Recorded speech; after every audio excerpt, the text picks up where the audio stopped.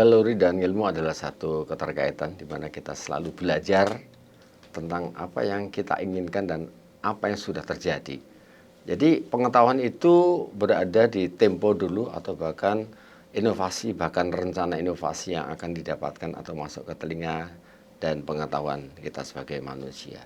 Dulu pernah ada banyak kejadian yang kita tidak pernah tahu, tapi sosialisasi masalah pengetahuan itu kadang juga terlupakan atau bahkan terlena atau terabaikan. Sederhana saja dalam kehidupan masyarakat ini banyak sekali, terutama di Jawa, banyak berita-berita atau simbol-simbol yang perlu dianalisa. Tapi sampai sekarang pun kita tidak akan pernah tahu apa sebenarnya, apakah analisa itu juga signifikan dengan kehidupan yang ada di saat ini. Kita sedikit bicara masalah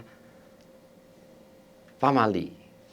Saya ketemu dengan Mas Bambang Paningron, sahabat saya yang sangat hebat dan dia tahu tentang dunia manapun.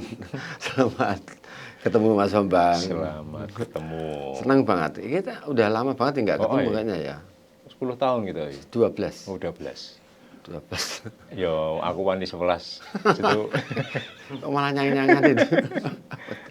Ini Pak, kita Gimana? ngomong masalah pamali. Orang Jawa bilang apa itu? Orailok. Orailok. Tapi sekarang jarang itu terdengar ya. Ketika orang tua memberikan sesuatu orailok itu. Sebenarnya arti harafiahnya sendiri apa ya orailok? Ya, sebenarnya kan ini nasihat ya. Kalau orang Jawa ini wawaler.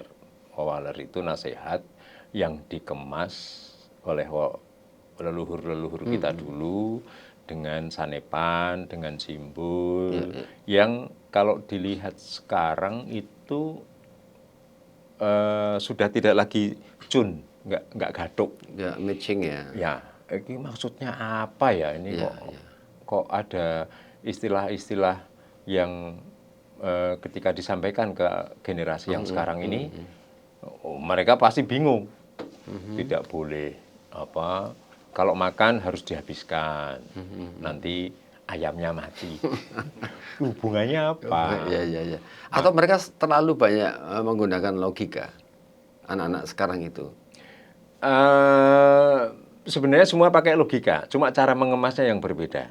Kalau zaman dulu itu orang memang punya kecenderungan tidak langsung menegur dengan alasan-alasan tertentu. Jadi ini ngomong ngalang istilahnya. Nah, mubung-mubung saya. Ya. Jadi sanepan itu tadi, ya metafor lah istilahnya dan segala macam. Apa itu juga cuman karena budaya Jawa?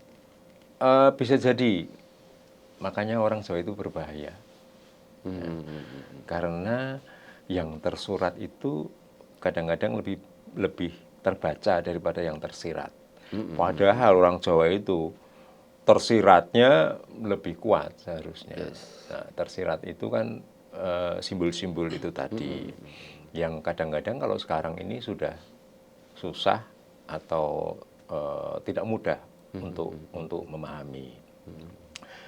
Mas Bambang Gundul sendiri mungkin juga dulu sering alami, ya kan, bagaimana orang tua memberikan nasihat dan larangan-larangan untuk hal tertentu.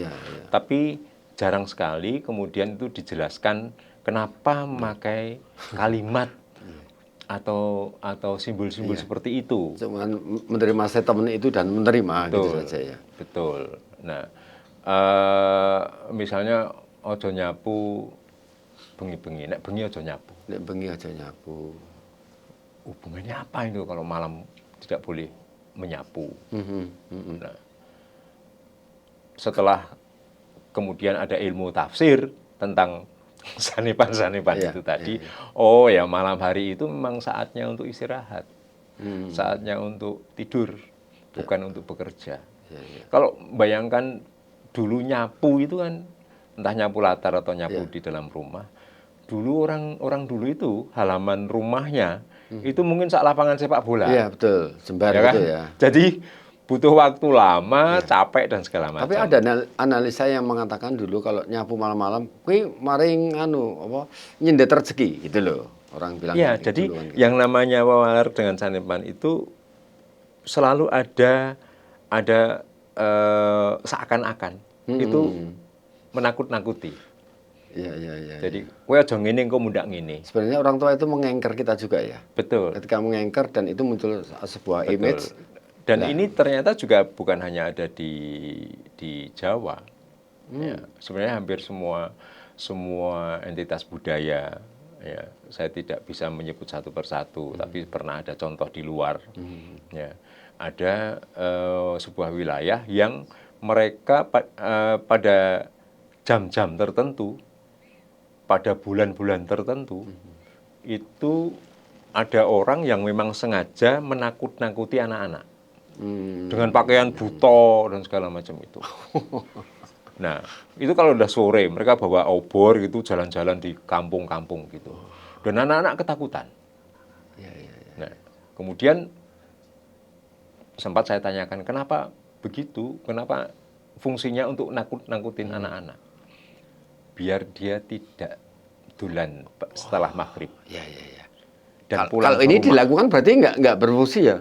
Kalah sama anak-anak kelitih kan berarti kan? Nah, dia bukan hanya maghrib, setengah wengi. Makanya itu. Nah, Kalau genderuwo ya. Jangan-jangan itu werewolf itu, bengi dadi serigala. Nanti metune tengah wengi. Nah, ketika saya tanyakan kenapa anak-anak harus ditakuti seperti itu, supaya mereka kembali ke keluarga. Dan ada keeratan di antara keluarga itu. Masuk setelah maghrib mungkin ya. Itu, pada saat itulah kemudian saatnya orang tua memberikan nasihat-nasihat. Ya, betul. Jadi dan ini nggak di Indonesia loh. Saya kira. Oh, jadi perwujudannya beda-beda gitu. Beda-beda. Ya? Oh, beda-beda. Kalau di Paris mungkin vampir kayak gitu. Jadi ide orang-orang zaman dulu itu kan ternyata jenius ya. Iya, genial lah. Benar. Artinya ya orisinil dan Yang jelas yang meden itu jangan salah kostum kan gitu toh. Kalau saya di Eropa potongan dikira mau dibudani permen. Kan wujudnya gitu. Nah, pada saat anak-anak kita itu melakukan sesuatu yang dianggap salah atau tidak semestinya, kadang-kadang saya tidak tahu pola pikir zaman dulu. Kalau sekarang langsung ditegur. Jangan begini, jangan pulang terlalu malam karena ada kritik dan segala macam. Kalau dulu kan belum ada. Ya, dan istilahnya kalau orang dulu itu orang cegledek itu langsung pada tujuannya. Tokleh itu. Tokleh. Nah, tetapi harus mumpung dulu. Ya. Jangan anak perawan jangan berdiri di depan pintu. Ndak rapayu. Oh gitu ya? Iya, di sawah. Kalau dianalisa seperti apa coba? Seorang perempuan secara sederhana ya mengalang-alangi lawang. Cuman gitu aja ya? Liwat. Sederhananya gitu ya? Dan ketika ada orang mau bertamu, kemudian menjadi enggan. Kecuali daerah-daerah tertentu, perempuan di tengah pintu, hampir mas. Kan ada tuh, kalau dulu itu kan bukan hanya berdiri, ya memang duduk-duduk di senderan pintu kan. Itu, ya. Dan itu kebiasaan yang mungkin sambil petan. Kita masih sering lihat di desa-desa. Sekarang hampir nggak pernah lihat, karena memang berubah ya. Iya, kalau sekarang di dalam kamar kan begini. Nah, sekarang pintu ditutup, dikunci kan. Jarang banget ada pintu terbuka sekarang. Semua tertutup. Nah, ini juga terkait dengan masa sekarang ini orang-orang mulai tidak lagi terbuka. Suasana batinnya itu banyak yang ini juga tertutup. Sudah sebuah simbol ternyata ya. Iya. Betul. Nah, karena kita sudah sering orang-orang dulu leluhur-leluhur kita itu yang sangat ahli dengan simbol-simbol seperti itu, dan itu masih ada banyak juga diwariskan di entitas budaya keraton misalnya. Itu kan walernya banyak sekali. Ya, tidak boleh ini itulah. Termasuk contohnya kalau anak kecil, jelingon nang lur bantal. Nah, gitu misalnya itu. Ndak wudunen. Tidak dikasih tahu soal kenapa tidak boleh duduk di atas bantal. Bukan karena itu memang dipakai untuk kepala, ya, sehingga tidak sopan, Iya. ya. Tapi Tidak berbicara masalah. diweden-wedeni sih Iya. dengan kundak budunen. Tidak berbicara masalah kelayaannya seperti apa ya. Pemene bal linggo ndeprok, bal linggo buk nang kasur linggo bantal. Ya, karena kan pantat ini kan dianggap sesuatu yang kotor, Iya. karena dia bisa menduduki apapun. Tapi dalam iklan ada yang pantat dibanggakan. Gitu kan. Nah, tapi pantat juga penting. Oh ya penting. Wah. Kalau enggak ya linggo nang nggo batu. Nah, makanya gue rebutan kursi bareng. Oh Nah, iya. Jadi Apa iki? ini Ini kambon politiknya di situ ya. iya. Kalau mereka nggak punya pantat, mereka nggak pengen jabatan. Tetapi kalau memang banyak sekali pewaler dalam kehidupan manusia Jawa. Tapi sekarang kenapa banyak justru orang melanggar pewaler atau aturan-aturan atau pamali-pamali itu, dan ya bisa dikatakan luwih akeh sing melanggar daripada yang miturut. Apakah waktu kecil dia juga tidak mendapatkan itu atau Bisa jadi malah ini kan ada kalimat kan, ya peraturan itu kan dibikin untuk dilanggar, ya kan? itu bahasa apanya itu maksudnya? Bahasa apanya maksudnya? Ini bahasa kontemporer. Oh iya. Jadi eman-eman kalau ada peraturan nggak dilanggar itu benono masalah. Orang sini sekarang ini kan seneng banget tuh nyari masalah. Iya. Undang-undangnya sudah jelas saja tetap dilanggar. Jadi Jadi gawe sing anyar, delik misalnya. Ini kecenderungan manusia modern itu melanggar. Ya. Bisa dilihat dimanapun, contohnya terlalu banyak. Ya, jadi Dicontohnya kebak itu. kebak. Maka kenapa Indonesia salah satu contohnya LP itu kan banyak contohnya, ya kan, banyak yang penuh itu maksudnya. Oh ya, itu anak-anak nakal. Anak-anak nakal, suka nyinggung-nyinggung hal yang tidak semestinya. Ya. Itu mewaler dalam bentuk peraturan hukum. Ya, tapi kan itu yang bisa masuk dalam KUHP misalnya kan. Iya, Pasal berapa? Misal pencurian siang 362, malam 363 kayak tapi gitu. nggak terjadi duduk di depan pintu Nggak ada. melesot gitu kena pasal kan enggak. Itu. Nah, pasalnya adalah waler itu tadi. Dan sanksi sosial pun tidak toh. Kan nggak ada toh sanksi sosial. Ya dirasani, sanksi sosial itu kan ming dirasani. Dirasani nih. Dirasani tonggo ning ngarepe. Tergantung yang duduk. Sing linggo ayu tenan ya. Ya mau dinteni kok ora linggo-linggo ya. Malah dinteni ya. Kan mampir. Iya benar. Terus sanepo yang lain juga misalnya kayak ngetoki kuku aja bengi-bengi. Ya, itu kan soal zaman dulu itu sentir atau menganggo sentir drupa dan apa pencahayaan yang sangat terbatas. Dan aja ngetoki kuku nang jero omah. Ngetoki kuku zaman dulu juga mungkin tidak pakai ketokan kuku. Iya, mungkin nganggo lading. Atau pisau gitu kan. Sehingga berbahaya. Malah nganggo watu kali mung ngene-ngene. Dikeser kene gicing. Iya. Gitu. Tadi ndak nganggo bransin arep ngetoki kuku. Kesuwen banget ya. Nganggo pacul. Sak drijine. Ya.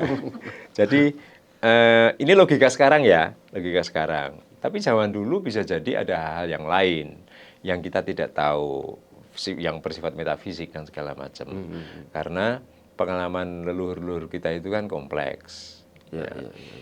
Nah, hal-hal yang sifatnya supranatural dan segala macam itu kan bisa jadi juga pengen mengingatkan. Ada satu contoh nggak itu Mas Bambang yang berhubungan dengan supranatural masalah pamali gitu? Bukan contoh, tetapi ya karena saya secara pribadi juga tidak mengalami dan tidak tahu. Atau yang mungkin berakibat, coba kalau ada salah satu contoh.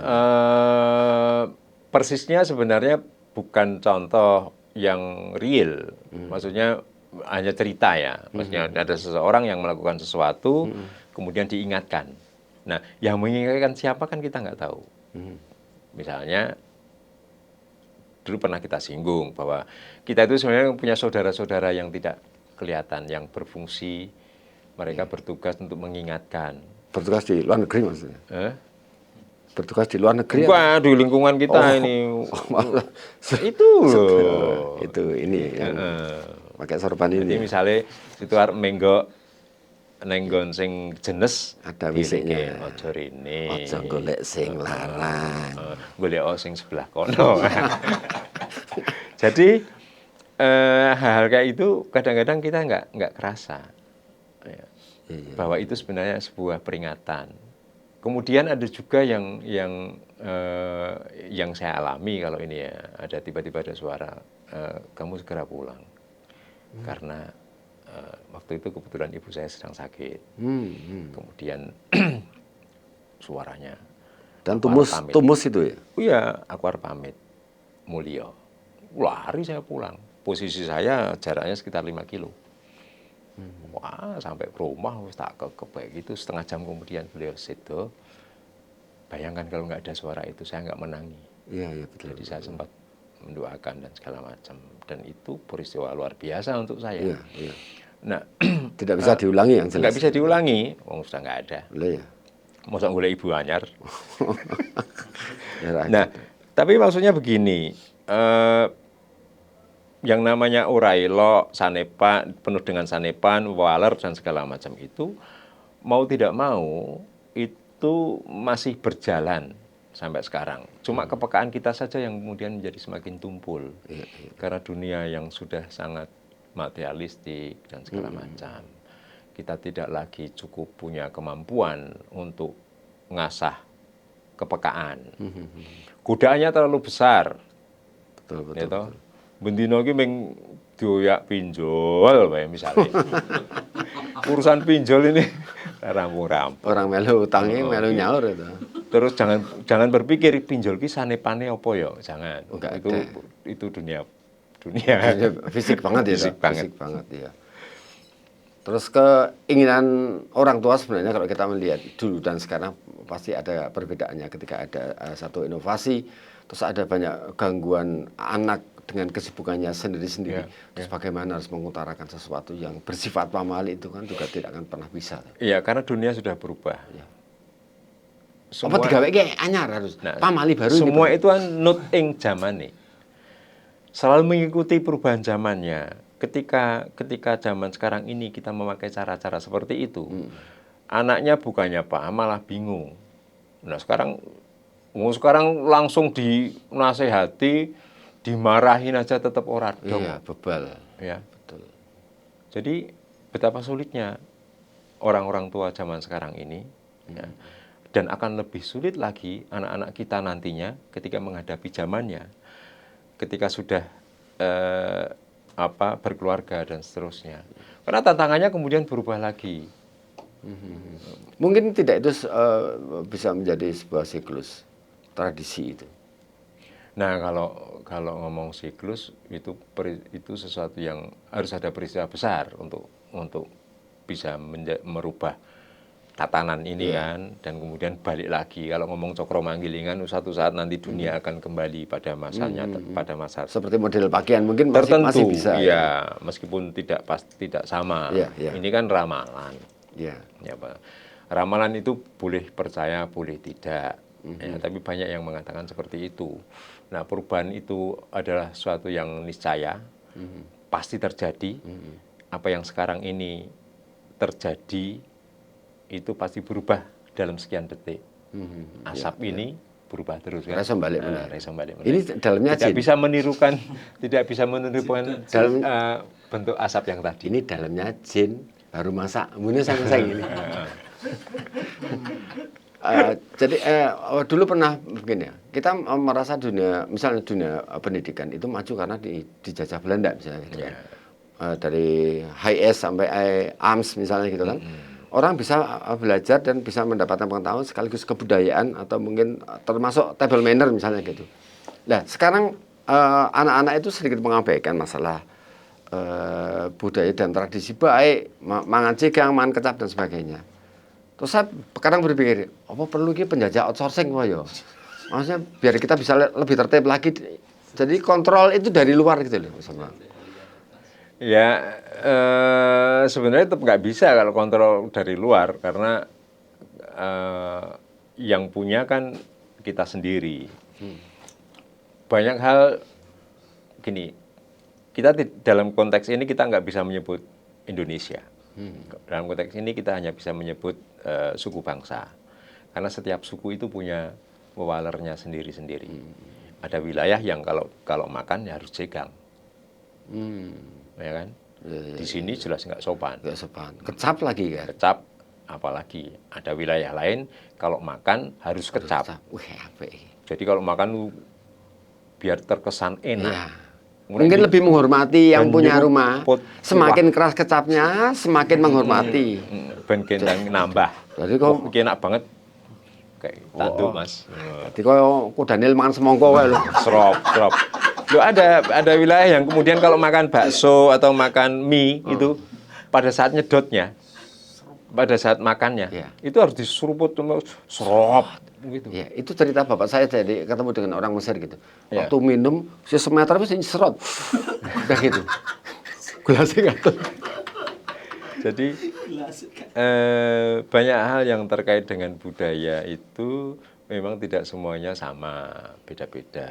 Pasti ada sejarah masing-masing ya, kenapa begitu. Ada tafsir masing-masing, kenapa begitu. Nah, tidak bisa disamakan. Tapi kadang-kadang kalau yang nggak paham, mulai mangan, kocap, seropot mau. Tapi itu mungkin juga dari orang tuanya dulu tidak pernah diutarakan masalah ora eloknya itu. Mangan kecap ki ora elok mungkin tidak pernah disampaikan. Loh, bagi mereka malah dulu nek mangan ki kudu kecap. Kan beda. Karena Ini iya. entitas beda ya. Bangsa yang beda. Enggak maksudnya sebagai orang Jawa misalnya. Nah, kalau orang Jawa, Kan banyak sekarang. kalau orang Jawa memang tidak boleh. Nah, orang tua yang masih sempat mengingatkan, pasti dia punya, ini proses pewarisannya lancar enggak? Waktu dulu ketika leluhurnya itu sempat tidak memberitahu soal sopan santun, etika, dan segala macam itu, unggah-ungguh. Ya. Nah, kalau dibiarkan, ya dia akan seenaknya sendiri. Dan itu banyak sekarang ini. Ini masalah- Anak-anak yang tidak Punya tatanan, kurang tatanan mungkin tidak ya. diberikan ajaran-ajaran yang tepat, maka dia akan melakukan sesuai dengan seleranya. Apalagi begini, pendidikan modern itu kan selalu mengedepankan demokratisasi. Gitu. Anak-anak jangan sering dilarang pakai kata jangan. Hilangkan itu kamus kata jangan.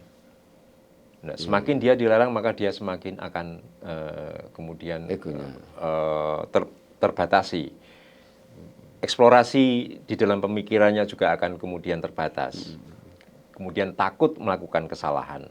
Padahal kesalahan adalah bagian dari pelajaran. Nah, tapi tentunya tidak semata-mata begitu. Nah, kemampuan untuk memberikan ajaran pada anak ini kan memang kemudian menjadi sangat terbatas. Banyak hal yang sering kita temui anak-anak ketika di mall, di rumah makan dan segala macam, lari ke sana kemari, nibak ke kursi, nibak ke seenaknya. Dan itu dilindungi oleh orang tuanya, dibiarkan bahkan. Terus tamu yang lain cuma bisa Ngelus dodo itu. ngelus dodo. Itu cuman kalau saya melihat masalah budaya asal dari orang tuanya itu. Maksudnya dia orang yang berbudaya atau tidak dalam kehidupan sehari-harinya di waktu dulu sebelum dia punya anak atau di masa kecilnya atau yang turunan wong ora berbudaya gitu. Atau justru malah sebaliknya, dia sudah merasakan didikan orang tuanya dulu dan kemudian dia ingin Melawan ya. merubah polanya untuk anaknya. Itu juga ada. Ada orang tua yang mendidik anaknya dengan sangat kasar. Ya. Sidik-sidik moro tangan. Atau tembuh Ora yo diremelas itu. nganggo serbet diuntir-untir seplar. Dan itu sakitnya minta ampun, gitu. Tapi kemudian ketika kita sudah tua, kita masih ingat, tapi bersyukur untung orang tua saya dulu mengingatkan dengan cara seperti itu. Ya. Kalau dengan cara halus mungkin saya tidak akan cukup berpengaruh. Nah, tapi tentu saja itu sekarang enggak Ada pembatasan itu yang. dilaporkan mesti. Neng komisi. Lah ya, tapi kalau masa orang tuanya sendiri dilaporkan kayaknya juga aneh. Loh, Bar Banyak. disentik, kula lapor polisi kula disentik bapak kula. Nah, ini tugas guru kemudian jadi sangat berat. Iya, betul. Ya toh? Betul. Saya masih ngalami yang namanya kuku dijejer-jejer, Tutuk tutu garisan. isi itu Iya. itu biasa. Dijenggit gitu. Wah, sekarang guru takut. Sehingga murid melawan guru itu menjadi hal yang biasa. Ini sebenarnya Di backup ya. tugas siapa yang harus memudarkan itu Ya, kita masalah. semua dong. Jadi Memang dari dalam rumah memang pendidikan itu harus diberikan sumbernya ya. begitu. Sumbernya Ya, begitu. Ada sistem pendidikan yang sangat bagus. Sebenarnya yang menjadi masalah kan orang tuanya itu juga berbudaya atau tidak. Kalau orang tuanya itu juga tidak sampai atau dia lemah budaya juga akan tidak pernah sampai ke anaknya. Betul. Ini ada banyak sekali uji coba sebenarnya sekolah-sekolahan yang memerdekakan anaknya dengan logika dan empati. Mereka belajar tentang integritas, sopan santun, moral, kemudian gotong royong, ya kejujuran dan segala macam. Tapi ning omah keluarganya tidak support, nggak ada gunanya juga. Jadi pendidikan di sekolah dan di keluarga itu memang harus sinkron. Kecuali anak yang diasramakan itu beda. Ada tetangga saya itu diasramakan, kemudian dulu menjadi anak yang culun setelah dia di asrama pulang figur yang berbeda itu dan justru malah mempengaruhi yang ada di dalam rumah. Betul. Karena kan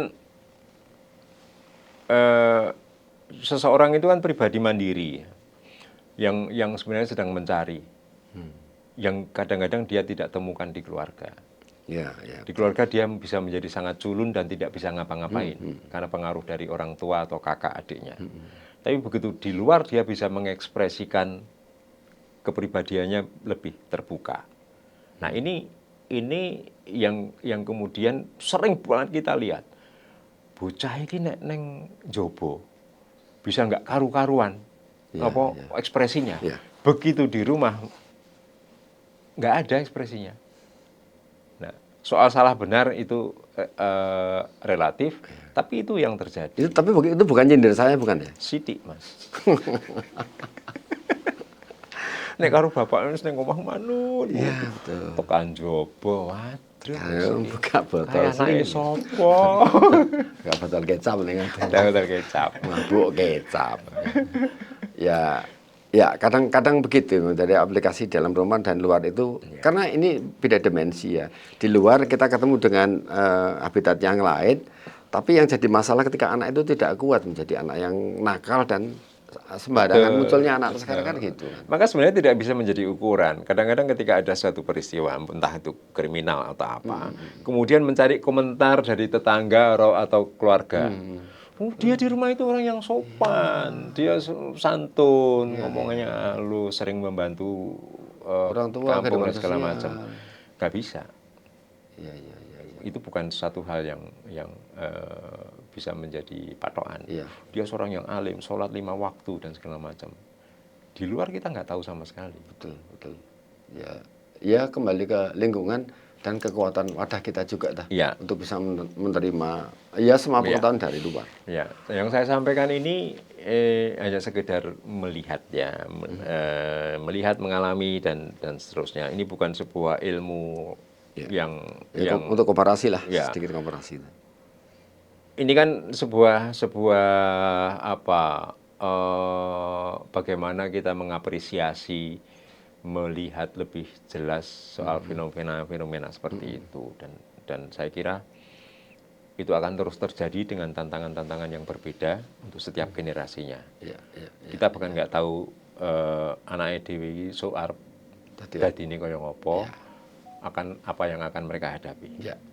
Itu salah satu contoh ketika kita bicara masalah ora elok. Ini sentuhan sedikit saja yang perlu menjadikan analisa tersendiri baik pemikiran kita sebagai manusia. Orang tua, anak juga harus menyimak sesuatu ora elok. Kalau bisa kembali kita gugah agar supaya kita tahu sebagai diri manusia, apalagi manusia Jawa, manusia Indonesia. Baik, kita ketemu lagi nanti di acara KCBN masih bersama TVRI Jogja Official. Sampai jumpa.